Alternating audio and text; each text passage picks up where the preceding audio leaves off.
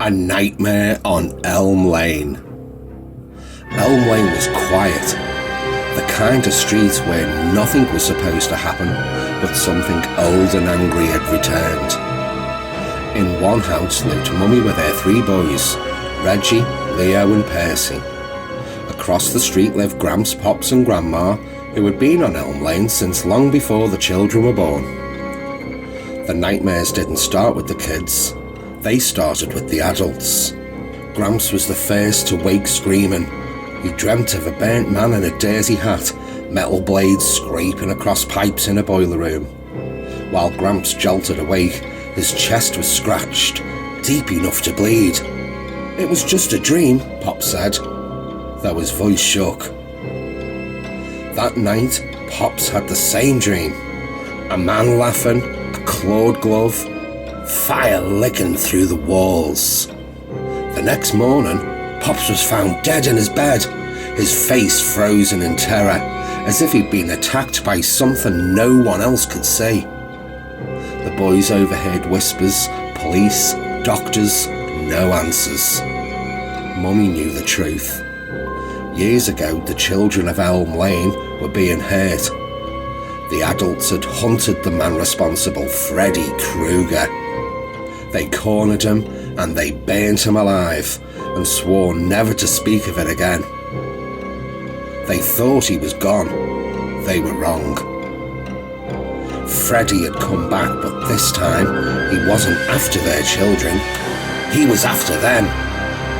Grandma tried to stay awake, coffee, lights, television blaring through the night. But sleep always wins.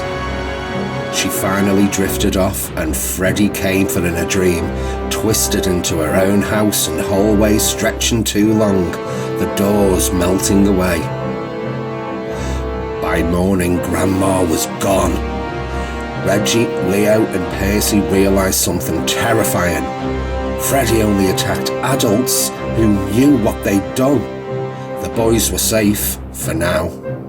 Mummy tried to protect them, hiding the truth, but Freddy visited her next. He whispered in her dream, "You lit the fire, now feel the heat." She woke with burns on her arms. Knowing she wouldn't survive another night, Mummy told the boys everything. Reggie, thinking like the heroes he'd read about, discovered the same rule Nancy once learned. Freddy could be pulled out of a dream into the real world, where he was weak. That night, Mummy fell asleep on purpose.